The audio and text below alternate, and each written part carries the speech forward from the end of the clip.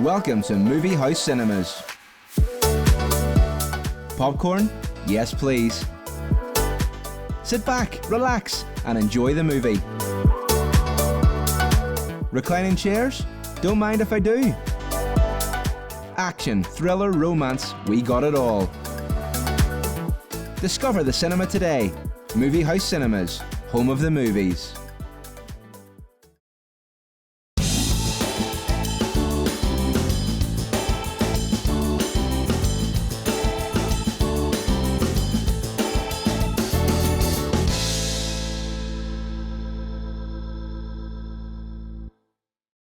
Good evening, and welcome along to Rob and Elliott tonight. It's good to have your company once again. What a busy show it is tonight.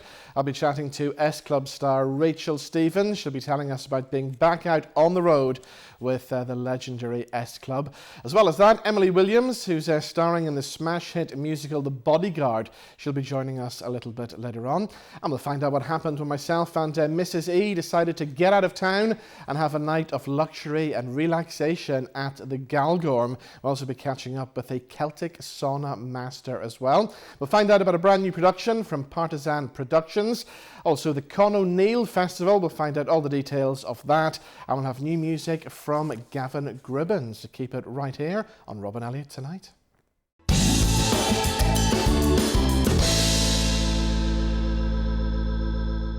Okay, but as always, at the top of the show, let's take a look at this week's big talking points. The stories that the real people out there are talking about. To help us do that, the one and only Mr. Showbiz, Paul Martin, joins us in the studio. How are you, sir? Oh, great. I love the way you call it the real stories. The real stories, the stories that matter. The stories that really matter, like the golden toilet, Robin. What is going on with this golden toilet, We need to Paul? talk, we're kicking off with the golden toilet. This is a story, of course, this week. 7 arrested, Robin. The headline, 7 arrested in major breakthrough over stolen golden toilet. Is that kind of headline that takes me right back to my days in the Daily Mirror? Now, this toilet, it disappeared years ago, It did didn't 2019. Right. If you missed it since 2019, the toilet cost is worth $6 million. $6 million for a toilet. First of all, who commissions a golden toilet? That's what I want to know. You could guess what they called it, couldn't you? Right? Okay, I'm going to give you the name here. It will make sense to everybody at home. The owner called it America. Okay, Yeah. One big golden toilet. Exactly, You yes. Take from that what you will. Okay, I'm not saying anything. I don't want to annoy Jenny the dog tonight. But 7 people have been arrested. It went missing, essentially. Not the kind of thing you could walk into a pawn shop with, is it? So No, I've got a exactly. golden toilet. How much for the golden toilet, right? But nonetheless, it has gone missing. They've arrested 7 people. They said it's a major breakthrough, but there's still been no crime scene. Where is the toilet gone? Yeah, I mean, nobody's going to keep this thing in their house. They're for a not. start. They're not. I would imagine they've taken it somewhere, they've melted it down, and it's scattered around the world That's now. exactly it. That's believed to be what happened. We've got about 1 million people walking around now with the golden toilet, aka America, on their ears or around their wrists. I'm not sure about your watch there, Robin, if you've got one on. But beware of cheap gold that looks really expensive. They made 7 arrests. No charges have been pressed yet. But watch this space for the American golden toilet, $6 million. Is it on your ears at home? Yeah, Maybe exactly. Have you got a piece of the golden toilet hanging around your neck? Somebody could be, yeah. Hanging around your neck. Fascinating. Right, we're moving on to UFOs, because we love a good We UFO love story. a good UFO story on here, don't we? We do. Not least Bag and Marina and Aliens Adding, brought to us by Robin. This is a great one. You'll remember, most people have seen this on their Nuts News. Harvard physicist confirms, I love this, Harvard physicist confirms hundreds of metallic spheres found in the Pacific Ocean in June are from outside our solar system. Right. So these are these little disky, bally things that were found floating around the Pacific. Yeah. They were handed to this now, in fairness, a top Harvard physicist.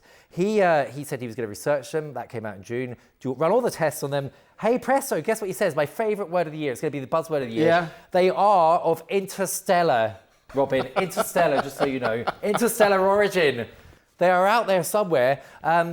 Now, Kim Kelly, who's on this show a lot, was on our radio show last week. Yes. She said he's just made it all up. It could be true. I mean, who's to say? This man is claiming they are. I don't know, there's these UFO stories that are coming out every week since we brought that secret document out there. It all started since we in Bag and revealed Marina that. at Robin Elliott's UFO Files. I'm just saying. Yeah, It's all out there. Do you believe? I believe in it. There's something out there. Contact us. Something out there. Contact us if you have a UFO story. We will investigate it for you. We will. We'll find it. We'll find maybe some interstellar spheres in your garden. Yes, you're loving that word. I love it. It's my new word of the year. Trust me, I'm gonna milk it. Can I give you one more before we go? Give us one more. This Go is for brilliant. Who knew about this? France literally paying to get rid of their own wine, to destroy their own wine. France. What are they doing? Sacre bleu. What are they doing? Okay, if Robin looks, you look very animated I here. just say send it here. Send it in my direction. I'll look after it. I know for you them. look actually in more disbelief of the UFO story, which says a lot. Robin, you do like your wine. So it has a surplus crisis. And Robin's face. I just can't believe this. All you do, you put it on a boat, you send it to Belfast. Hey, we'll have a party. You know, I mean, Robin, I did think of you as soon as I saw the story. I don't know what that says. But yeah, France's farmers are being offered $250 million, part of a $250 million fund, to get rid of surplus wine. There's a crisis because probably we're bringing in all the cheap wine, aren't we, from around America? Yes, that yeah. rubbish they have in America, we're buying it by the gallon. I wouldn't drink that. Robin would never touch it. They're asking farmers to instead use the materials, okay, and the machinery that they have to make things like hand sanitizers instead of wine, and they're actually paying for a mass cull. Have they not heard of Robin Elliott's house, or one of Robin Elliott's parties, or indeed just a bar in Belfast? Just any bar in Belfast. Send it over. Send the wine to us, people in France. Come on. 250 million. Seriously. That is crazy. That's from Nuts News. It doesn't get much from that than that. Do you know the last time I bought a rather expensive bottle of French wine? I chucked it down, didn't I? You stole it. He He did, true story. We were at an event. I'm never going to live this down. And I looked down the wine list. I thought, there's a nice bottle of French wine there. I'll order that. So I ordered the bottle of wine, came down to the table. I'm drinking away at it. The next day, Mr. Showbiz leans across to me and he says, would you like some wine? Well, okay. I offered you your own wine. He offered me my own wine, but he drank half the bottle off already. I think your first was, gosh, that's a really good wine. And I had no clue where it came from. Everybody gives you free wine. Turns out Robin Elliott bought it 70 quid, folks. He's getting paid too much. Yeah. So, yeah, that was our wine It's a true story. Yeah. Guilty as charged. Right, that's your lot for this week. Cheers, Robin. Do you want to hear some country music? Oh, go on. Give us a bit. A young country singer called Gavin Gribben, all the way from Mayo Bridge. He's got a brand new single out called Baton Rouge to Birmingham. Here's Gavin. Yeah.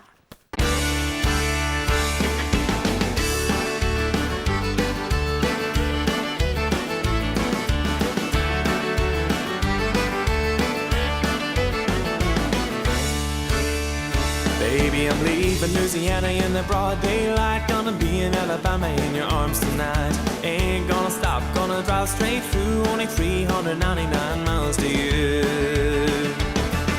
Baby, don't you know how in love I am? I'm gonna ask your daddy for his daughter's hand. I'll do anything to be your man. Well, I'd walk from Baton Rouge to Birmingham. I'd walk from Baton Rouge to Birmingham. I'm closing in on Hattiesburg, Mississippi. Can't hardly wait for you to hug and kiss me. 2 glasses of wine, turn the lights down low. Won't be long now till your honey's home. Baby, don't you know how in love I am? I'm gonna ask your daddy for his daughter's hand. I'll do anything to be your man. Well, I'd walk from Baton Rouge to Birmingham. I'd walk from Baton Rouge to Birmingham.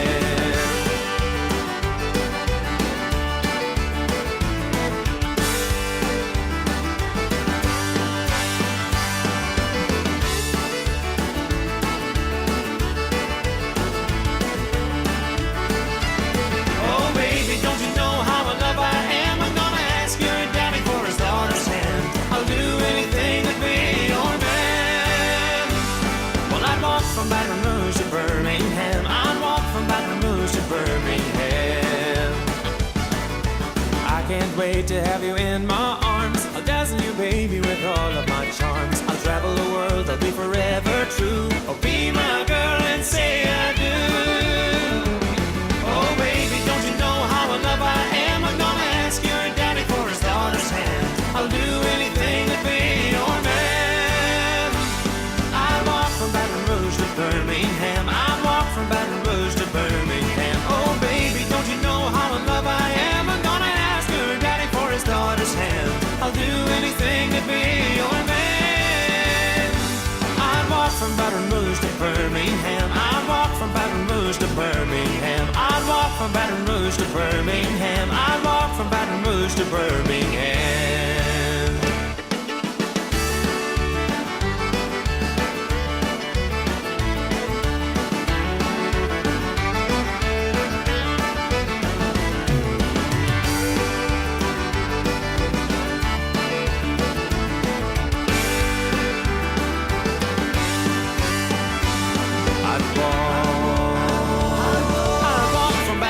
Rouge to Birmingham.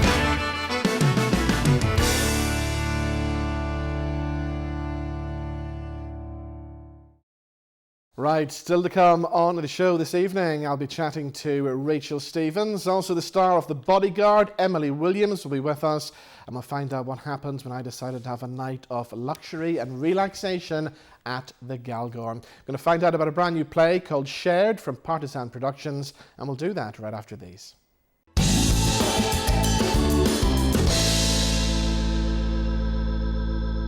Heading to the North Coast, the Jet Centre in Coleraine offers entertainment for everyone. There's an 8-screen movie house cinema with all the best movies, 10-pin bowling, a massive arcade, soft play for the wee ones. Outdoors, there's a mini fun park and gem mining, plus an 18-hole floodlit mini golf course. Rain or shine, there's something for everyone here at the Jet Centre. Find out more at thejetcentre.co.uk.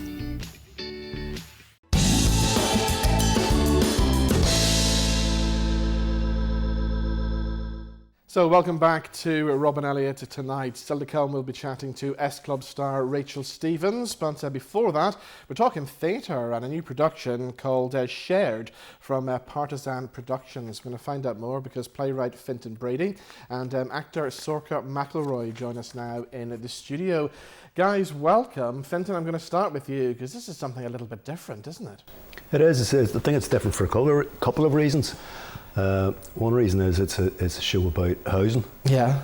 Not the sexiest subject you would imagine, but it's actually a very, very entertaining show.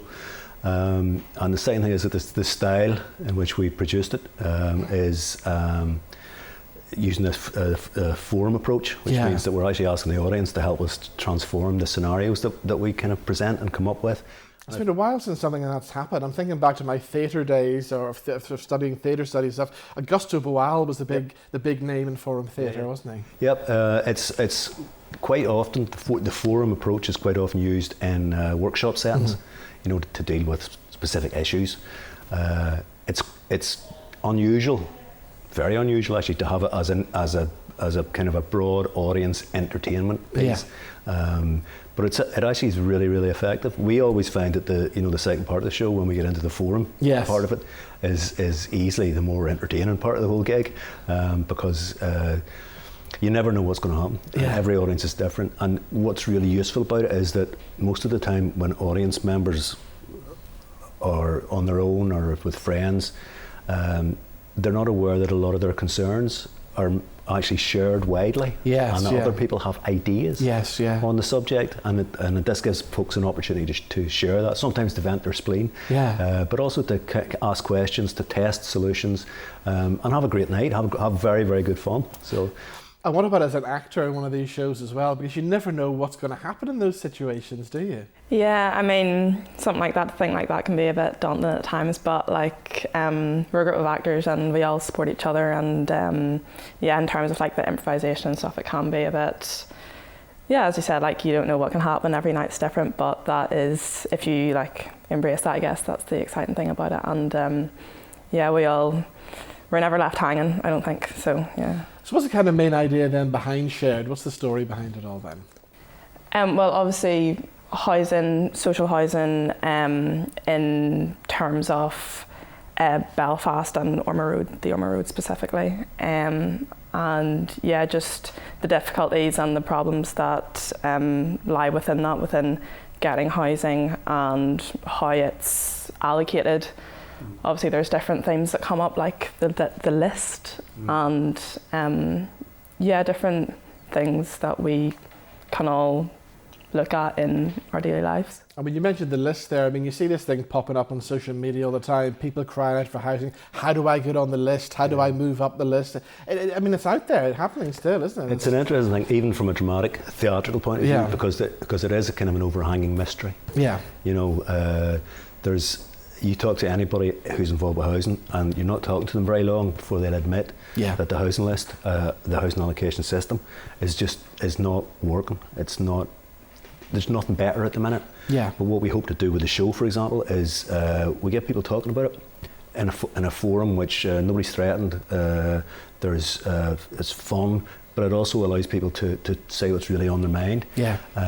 and we've had with the initial show that Sorcha mentioned, the one we did in South Belfast. I mean, we had quite a lot of policymakers and politicians there, so that they were hearing all this. And you maybe get it in on an email of complaint or whatever else. But when you hear this as a group, and everybody's kind of talking about this subject, it becomes very, very interesting and very powerful. Yeah. And that was another point that I felt was important to make as well.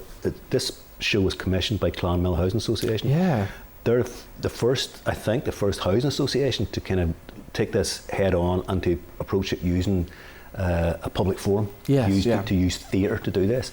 And they, I have to say, I've always admired their courage, because they just basically give me a brief, which initially was to look at shared housing and what issues might come up with, on a shared housing sort of development. And then you realise you can't talk about shared housing unless you're talking about social housing generally. And you can't talk about social housing, shared housing, or any other kind of housing unless you talk about the whole housing environment. Yes. So you're talking about an area like South Belfast. You've got hostels, you've got homes that are rented, you've got homes that are handed down through generations.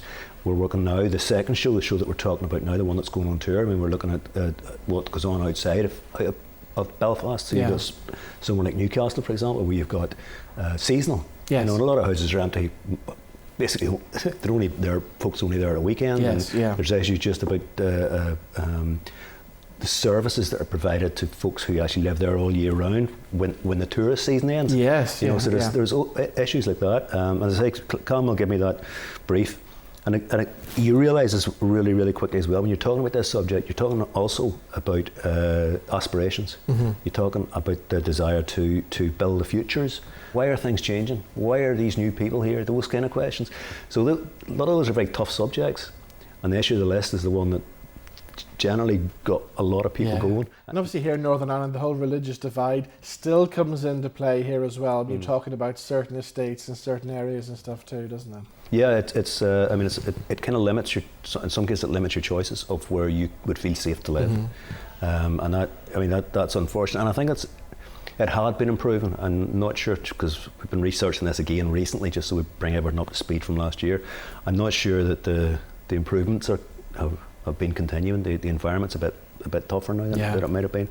But as I say, there's a number of reasons why folks would not want to live in a certain area, or why they would choose and want to live in another area. I was talking to a community association over in East Belfast, who basically just off their own bat had managed to improve their area. Just through creating more social amenities, more shared spaces for that community, improve their area to such an extent that it had become what's called like a desirable area. Yes. So now, folks, you need more points to go and live in that area. So all these things are complex and tied together, and that's what the fun of the show is. Yeah, exactly. Sorcha, tell us about your character then. What's she like? Well, there's actually a few of them. So keep them busy. So let's see. The first one of mine that appears. She's called Jessica, and she is the daughter of a woman who has moved into maybe a nicer part of the town, but there's a noisy downstairs neighbour. A younger girl who had more of a troubled upbringing. Just did occur. Yeah. So that's looking at that sort of relationship. Obviously, there's a wee bit of tension. Myself and my mother in the play just want to live quietly, happily, and we can't do that when we're being disturbed a lot. And then, let's see, yes, I have the character who I play, the girlfriend of we go and we're trying to gain a house, and we're very passionate and full of joy, and just we're kind of like newlyweds, and that is just a scene playing on us and shows how kind of backwards the point system really is. So this play as well has been presented in relation with Good Relations Week too, isn't it? Yeah, it's a platform, I think, for suggesting that there are other ways to think about the place we're living in. Yeah. There's a lot of varied sort of approaches. Some of it's more maybe academic in terms of discussions or seminars. Some of it's very practical, just again alerting people to what is going on that actually addresses some of these issues. This it fits perfectly into that whole business because it's a really active, engaging, entertaining way to deal with some really, really difficult subjects. Yeah. In this case, we've used this technique to deal with other subjects which are extremely difficult, and we find that it's maybe the best way to do it because you're not telling anybody anything. You're not doing their thinking for them. You're asking them to actually help you. Yeah. And that's a thing that is, I think, important just in developing community relations or in developing community cohesion, and also having the good faith that an audience of our fellow citizens will have positive, useful ideas to offer.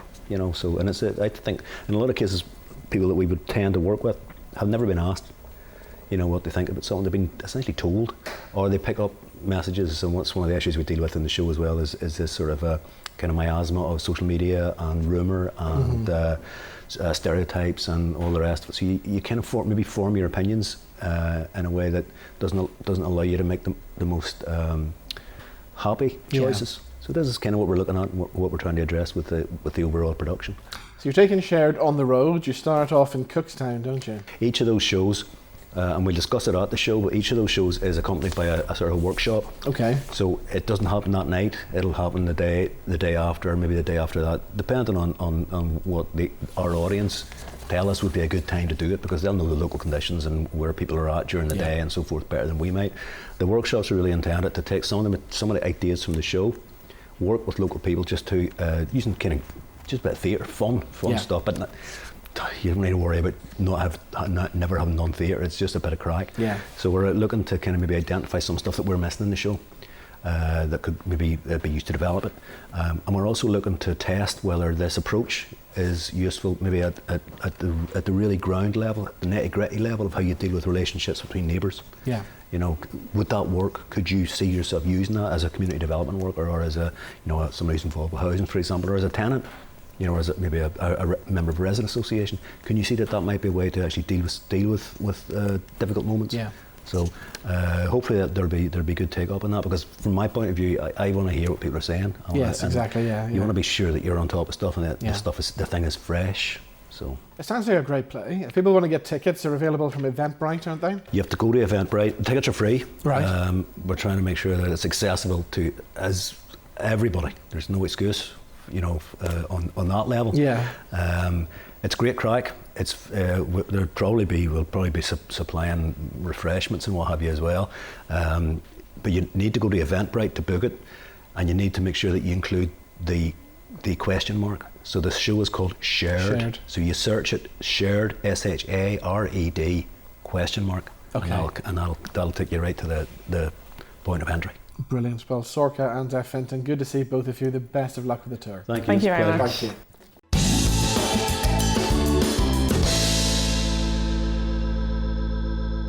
Right, we're talking about looking after our health and well-being now. I'm pleased to say that Rachel Stevens joins us. Of course, she's also back out on tour with S Club. We'll talk more about that in just a second as well. Rachel, thank you for joining us. So we're chatting about looking after our health and well-being as we approach autumn and winter. So why do so many of us think that our health gets worse as we head towards autumn and winter then? I think we overindulge in the summer, perhaps. Not me, of course. We overindulge, we drink more, we eat more, we're not in a consistent routine, sleep patterns are different. And then I think it can also be mentally quite overwhelming going into full-on work mode, getting the kids back to school, all of those things. So I think it's so important to look after ourselves from the inside out, for our mental health, for our physical health.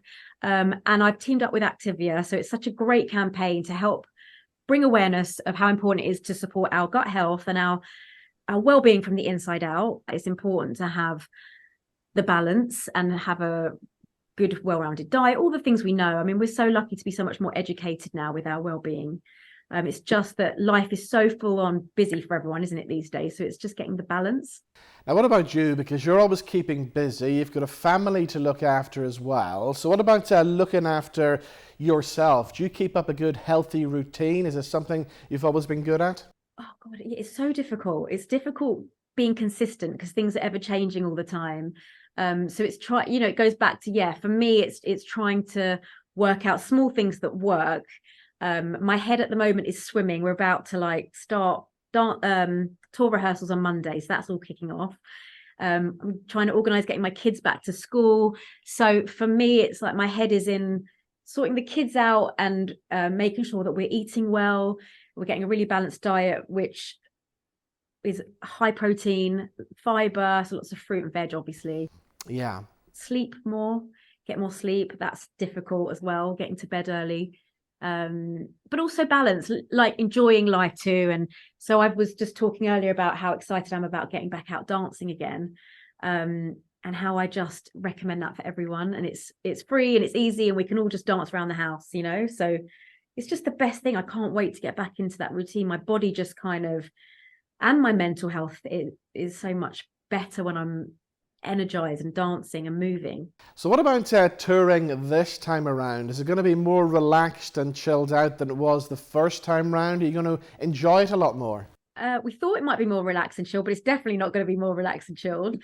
It's so exciting. We are buzzing. The WhatsApp group is going 100 miles an hour with so many different ideas, and our creative juices are flowing. We're working with an incredible team of people who we worked with back in the day as well, which is really special to have some of the old team with us. And we are just so excited to get back up on that stage and bring that nostalgia to everyone again, and just get back up and perform again. It's just so exciting. And of course, everybody remembers the songs. They were so good. They've stood the test of time. So you must be picking up new fans along the way as well. Definitely. I mean, the fans have been there's so much love out there, which is so gorgeous. But also, my kids, my eldest is 12, my youngest is 9. They are massive S Club fans. But the fact that we're bringing out new music now, I mean, they're the first people I played it to. I was like, as long as I get a tick from my kids, then I know that we're hitting it right, because they're just so cool.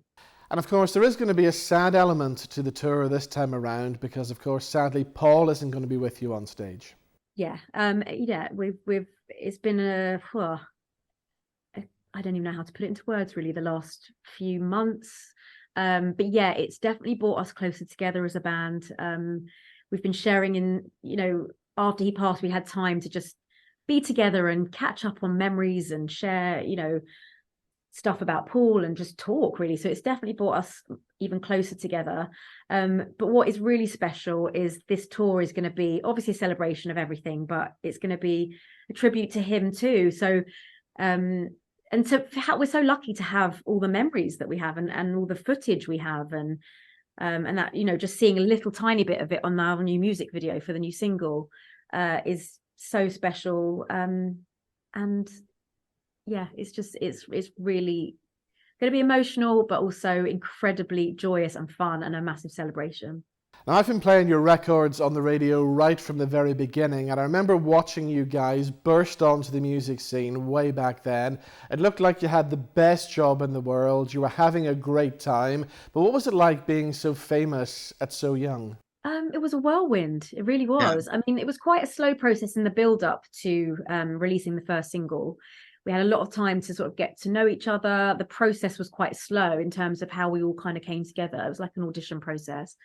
Then we went off to Sheffield. We recorded the album, went off to Miami. So Miami was our, the first time I'd traveled abroad or been away from home and family. And so it was just exciting. It was scary. It was a whirlwind of everything. And we were just full on. It was amazing. I mean, it's hard to put it all into words because it was so many different feelings and emotions and experiences. And then we got back, released our first single, and that's when it all kicked off. And we were on Party in the Park. I remember they announced that we were number 1 on stage in front of 80,000 people. And that's when it all kind of kicked off. So that's when it all went to another level, really. But yeah, it was a process.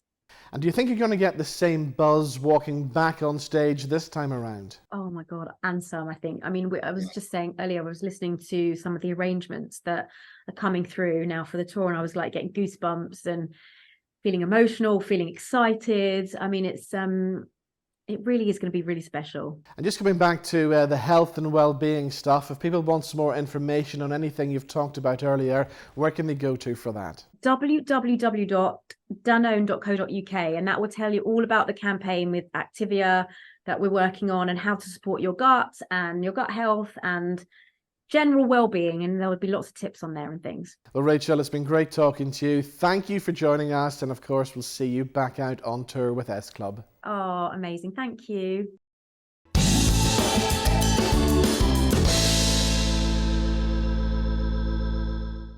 And of course you can catch Rachel together with S Club at the 3 Arena in Dublin on the 16th of October. And of course they're out on the road all over the place. Starting off in Manchester, they're off to Liverpool, Sheffield, Glasgow, Newcastle, Leeds, Cardiff, Nottingham, Birmingham and London as well. Right, still to come on the show this evening, we're talking about The Bodyguard with Emily Williams. She's playing the Whitney Houston part on the UK tour. And we'll find out what happens when myself and Mrs. E went to the Galgorm right after these.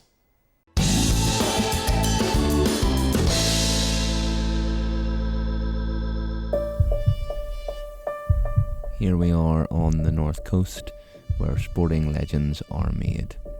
He needs this putt to advance to the next stage, but can he do it? The crowd are holding their breath.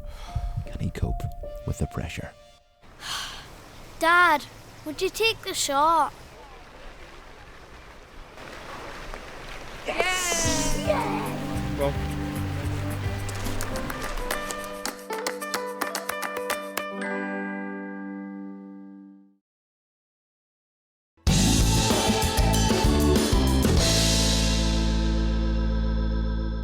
And welcome back to Robin Elliott tonight. Now, if you fancy a night away from it all, a night of relaxation and luxury, why not get yourself along to Galgorm? That's exactly what myself and Mrs. E did recently.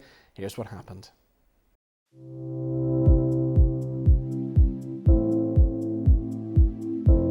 Situated just 30 minutes from Belfast and 2.5 hours from Dublin, Northern Ireland's premier luxury hotel Galgorm is set within 380 acres of lush parkland next to the spectacular River Main.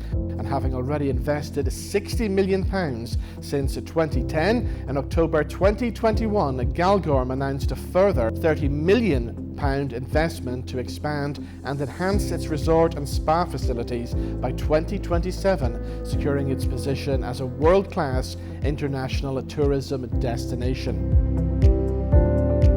The first thing you notice when you come here is just how happy the staff are here. Yes, definitely. It's something we're very proud of. Our staff demonstrate what it is to be passionate about the work, and they demonstrate that through everything they do. So I suppose that's why this has been now voted one of the great places to work, hasn't it? Yes, the only one in Ireland of Ireland, only hospitality group we're very proud to have. Galgorm also received Top Woman in Workplace Awards in the UK for the large employer. So what does it mean to this resort then to get an accolade like this? To get an accolade like this is something unheard of for hospitality organisations, especially in Ireland of Ireland. So it really demonstrates what we're doing as an employer for team members across the collection. And of course, for the area here in Ballymena and the surrounding areas, having a place like this is something great, not just for tourism, but for the town itself, isn't it? Yes, definitely. It's something we're very proud of in the local industry, local area, and it's a real accolade to have in the Ballymena. Tell us about some of the fabulous things you have in position here as well. Tell us about some of the team benefits you have here. Yes, something we're very proud of. We believe we set the benchmark for the industry. So in terms of staff benefits, we very much feel we need to find out what's important to them and what they're going to respond to. So we do a staff survey every year just to touch point with the staff and feel what they'll benefit from. So in 2020, that was the introduction of the Employee Assistance Programme. During COVID, no employers were making investments in their team members. We were. In 2021, we launched private healthcare through Vitality. So every team member who's done a year's service is automatically enrolled into our private healthcare with Vitality.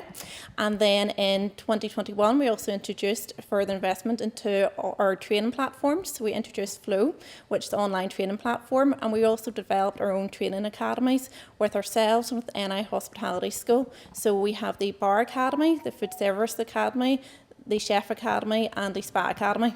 Now, what is really unique about Galgorm is the amount of different jobs and the variety there is here, isn't there? Definitely, we believe we've got something for everyone. So we've got a range of jobs from spa therapy, food service, to housekeeping, to accounts, to human resources, marketing, sales, whatever your background, we've got a job for you. And what about if somebody, a young person, is watching this at the minute? What kind of advice would you give to them for starting in the hospitality industry?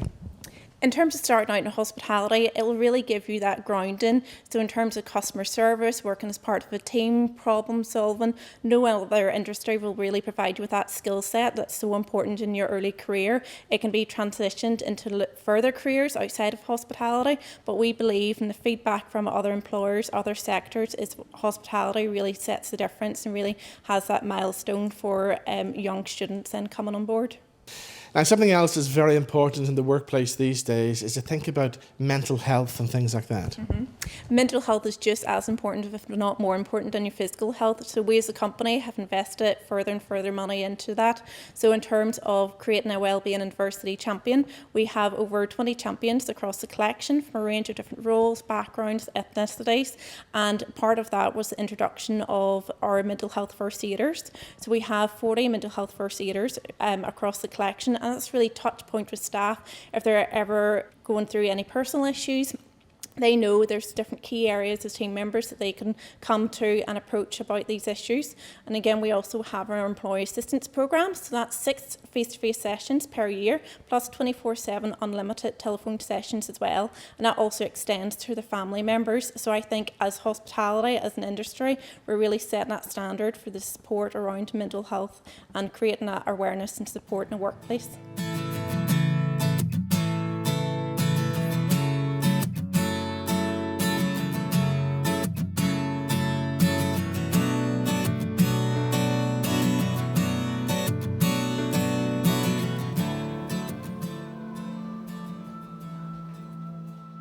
So I got to tell you, I've just experienced one of the best 12 minutes you will ever experience here at the Galgorm in the Celtic sauna. To tell us all about it, Pavel's here with me. So for people who don't know, what exactly is the whole Celtic sauna experience here then? So the Celtic sauna is a Galgorm special. It's to do in the sauna. You're in there for about 8 to 12 minutes. And what the sauna master does, what myself and the other colleagues as well, they put 3 different types of essence on the stones and then use a towel just to circulate the air around the room. So we can use tricks, we can use classic techniques with the towel, just something to circulate the air and give the people a little show as well. So obviously, as you experienced it, I do a little more of the tricky side. And it's very impressive, I must say. It's very theatrical. Thank you very much. It took me a lot of time to actually practice. A lot of hours went into it. But the actual sauna itself is called Afkus. So it's a German word for infusion. Okay. So Afkus originates from like Germany and Austria and them countries. They love saunas over there.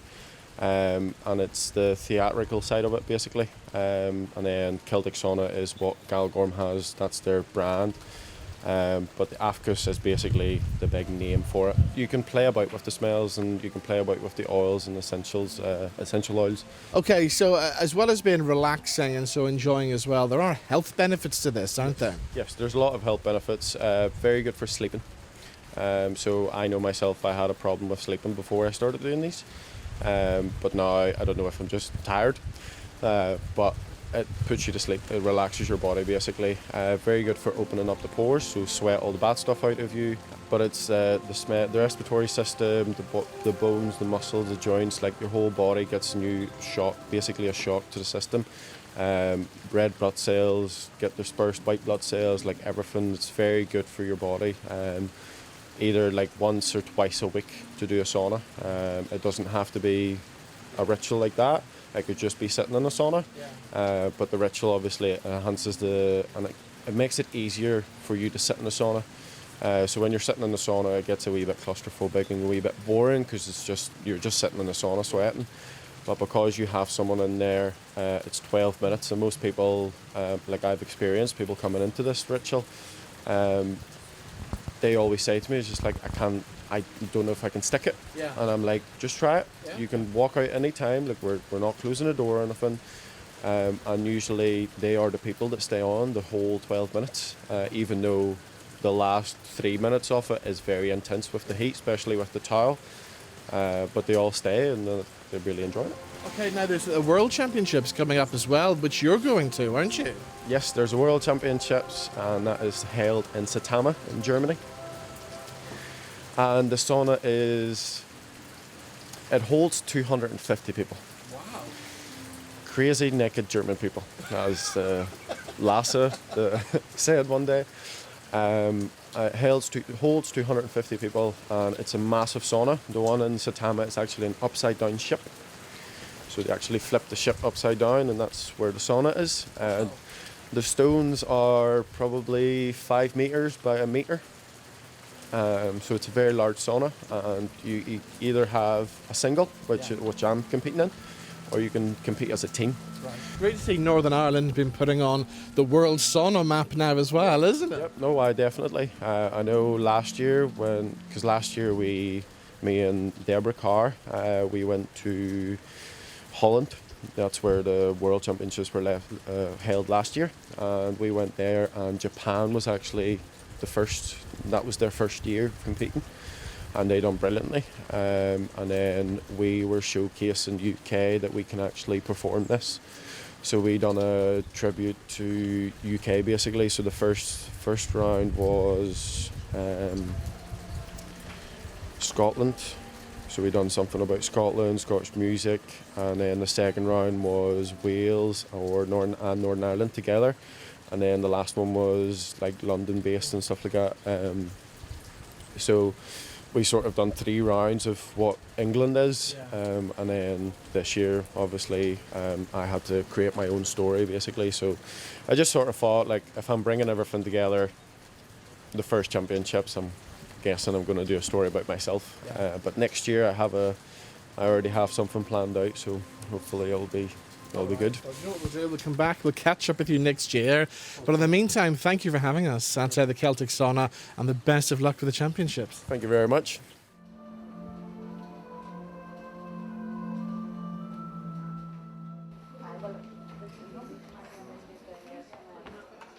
So we've just had the fabulous Celtic Sauna experience, but you're running around talking to everybody and discovering new things about the hotel all the time, aren't you? Robin, do you know what I'm like? I just love people, and I love finding out what they do, you know, because we're on TV and, you know, performing and things like that. Some of these jobs fascinate me. So I have been talking to the waitress there, and she's just given me this amazing fact. Do you know that this dome that we're in at the minute, it actually is 1 in 5 in all over the world. I mean, that is so unique. Okay, we've got to mention the fabulous staff and the fabulous food in Gilly's Bar and Restaurant as well. We had dinner there last night.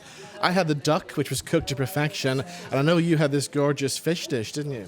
Yes, well, you know that sometimes I have a few wee issues with my digestive system. So I asked the waitress, or the server, sorry, that's the way it is now, the server, and she was a lovely girl, and she said, do you like fish? I said, I love fish, and she recommended the fish gratin. Yeah, and then we were stuffed at the end. We couldn't even have dessert next time, yeah.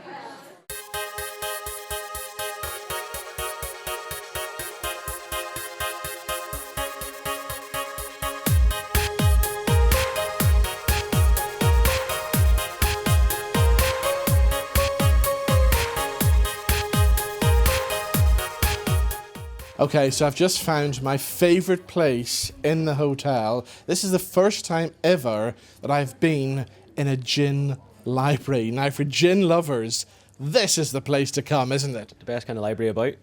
My favourite library anyway. Indeed. So tell me, how many gins have we got on display here? So we actually have the largest amount in Ireland. At the moment, we have 554 different bottles of gin. So there's one here for everyone. And here in Ireland and in Northern Ireland as well, it seems to be something we're doing really well is creating really good award-winning gins, aren't we? Massively. I think it's down to our climate's not great for most things, but it's fantastic for botanicals. We grow them everywhere. So that's why so many distilleries have opened up. And it must be great to discover the new gin cocktails, create cocktails, and I've seen the cocktail book here as well. You could have lots of fun all year going through that, couldn't you? Yeah, with so many gins and so many possibilities, and I think that's what was good about it. And the craze isn't really stopping, because more and more keep coming out, and people are realising that when they think they don't like gin, there is one out there for you. Yeah, now tell me about this one in front of me here, because I believe this is the most expensive gin in the hotel. Yes, it is indeed. So this actually would be currently the most expensive gin in the world. So it's with Tenchi, which means Spirit of the Angels, and it retails here for £350 a measure. Yes, there's a mouthful. Wow, okay. Now, when you've got something at that price, do you use a mixer with it? What do you do with it? Absolutely not. So it's made from, the reason it's called Spirit of the Angels is it's made from angel share, which if you haven't heard of, is when distilling a spirit, 8 to 10% evaporates and goes to the angels, the share for the angels. Cambridge University and Cambridge Distillery developed a method of capturing that angel share and redistilling it into a liquid. So that's pure evaporated angel share. So it takes a year to mix 6 bottles. So that's just drink like sake in what you have in your hand right there. Wow. You don't need to mix it, you don't need anything. Now, I have a feeling we're going to be here for some time. Absolutely. So, Stevie, I think it's time, turn the camera off because I've got some serious reading to do in this library.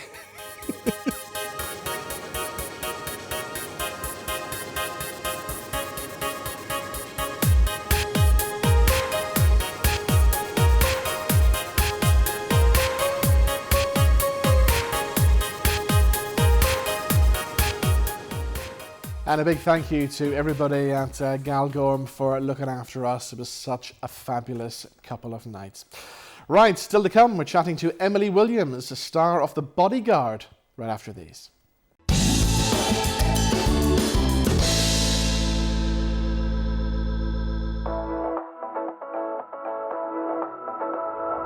Let the good times roll at Super Strikes at the Jet Centre. You can now book your lane online. We've got 14 bowling lanes and 4 mini bowling lanes. Plus we serve delicious hot food and snacks, or enjoy a cold beverage with your food after the game. Discover bowling today at the Jet Centre. Jet Centre, entertainment for everyone.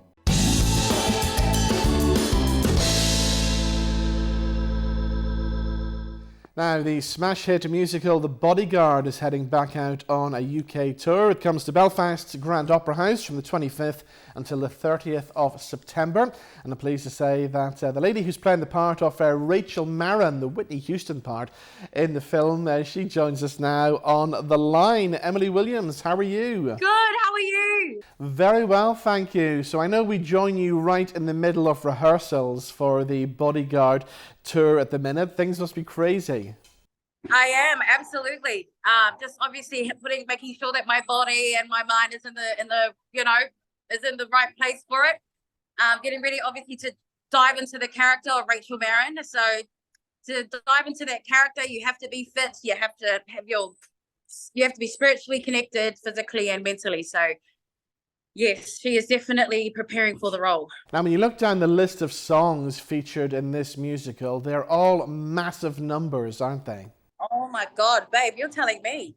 Like, tell me one song in that list that you don't know.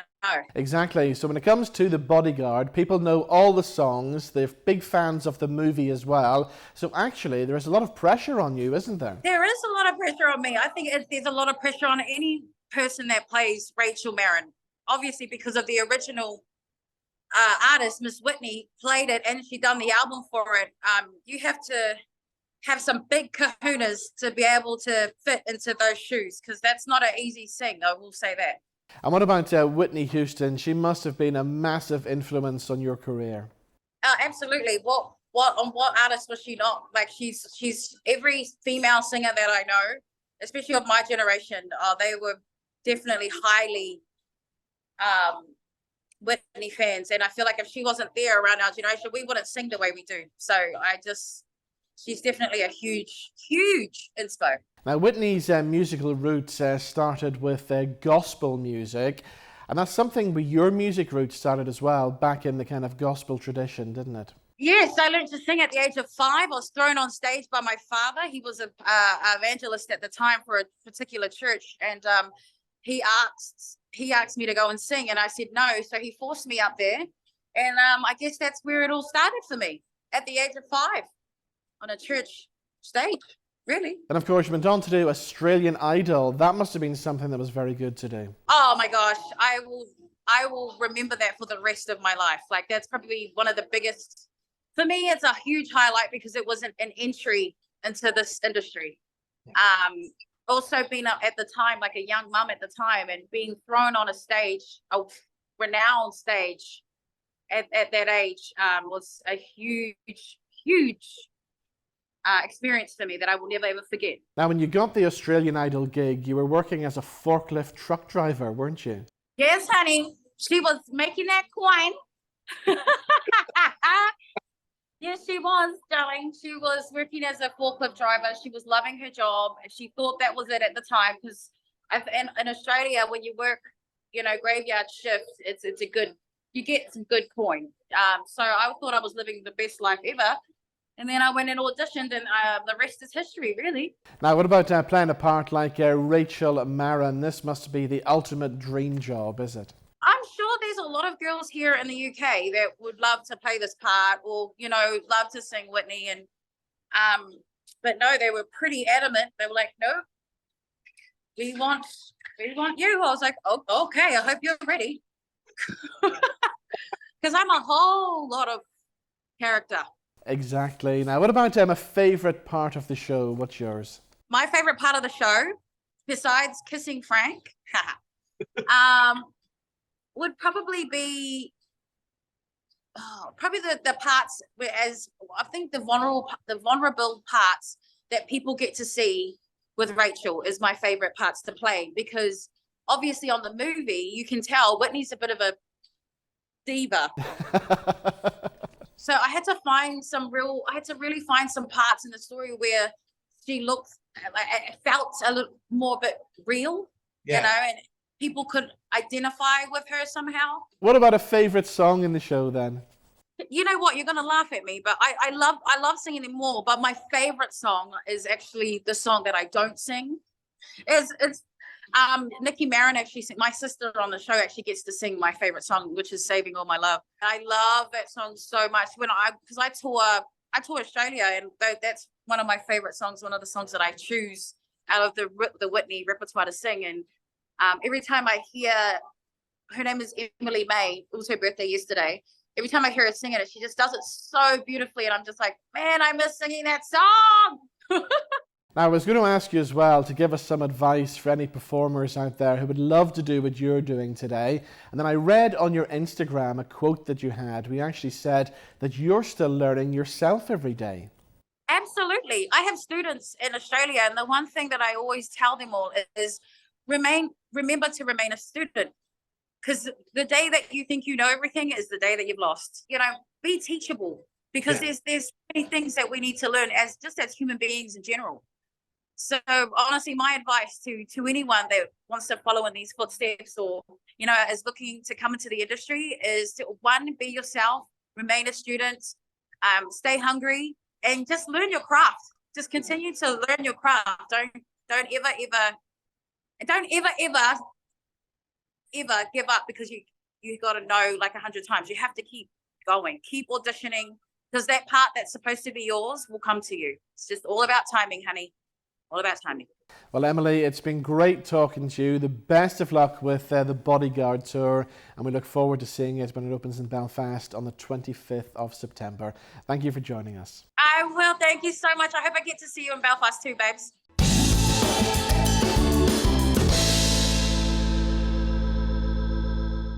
The signs and the stars say the old world is going, as sure as a lagan glides down through the trees.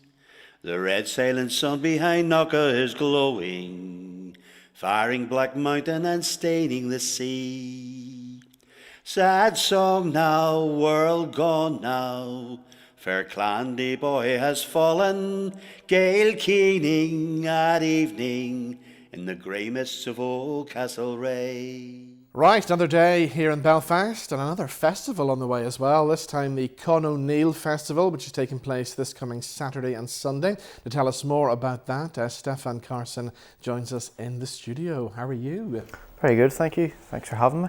Good to see you. So tell us about the Con O'Neill Festival. This is something very exciting, isn't it? It is indeed. So this is maybe the 5th year that we've been running the festival now, and our 2nd year after COVID that we've had it back in person. So it's here to celebrate the life of Con O'Neill, who was the last Gaelic lord within East Belfast. And for people who don't know, he was quite a character really, wasn't he? He was quite a sort of an important figure within our history, and one that was forgotten until recently. So I work within the Turas organisation in East Belfast, and one of our colleagues, Dr. Gordon McCoy, did a lot of research looking at Con O'Neill and his story. He was born into the Gaelic ascendancy, and really when he was in power in sort of the late 1500s, he was quite a powerful man. Yeah. He had 280 townlands in East Belfast or in that area, a sort of clandy boy.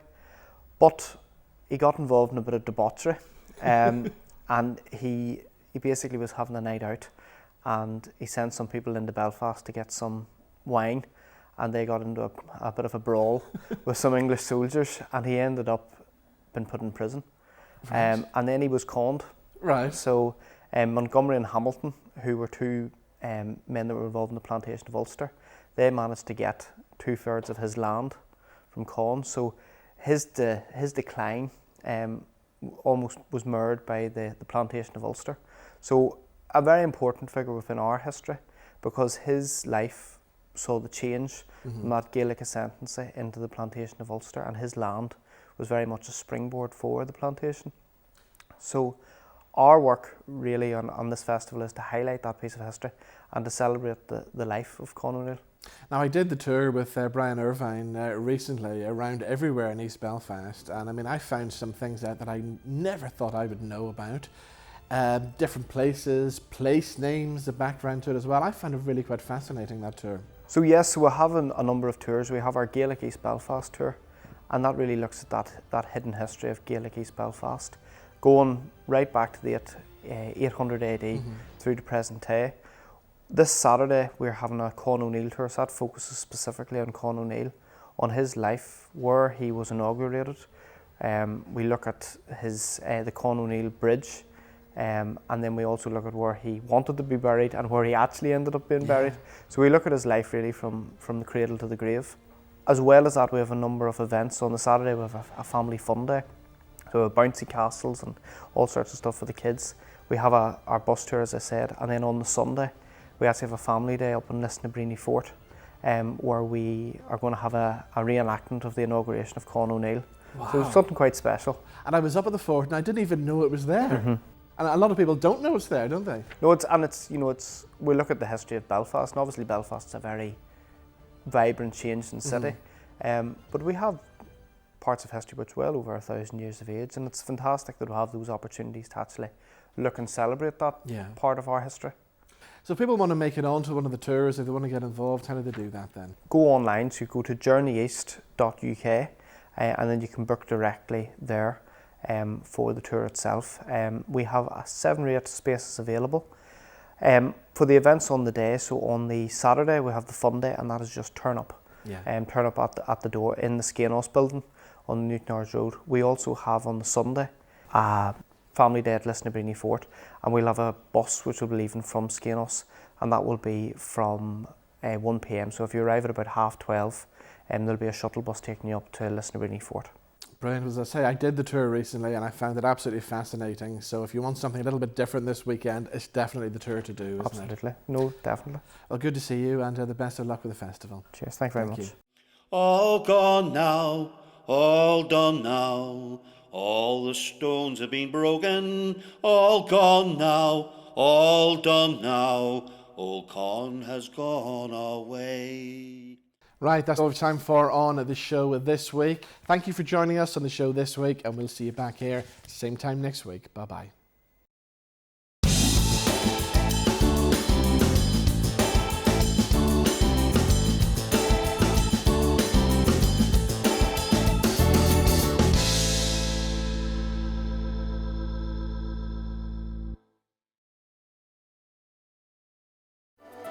Welcome to Movie House Cinemas. Popcorn? Yes, please. Sit back, relax, and enjoy the movie. Reclining chairs? Don't mind if I do. Action, thriller, romance, we got it all. Discover the cinema today. Movie House Cinemas, home of the movies.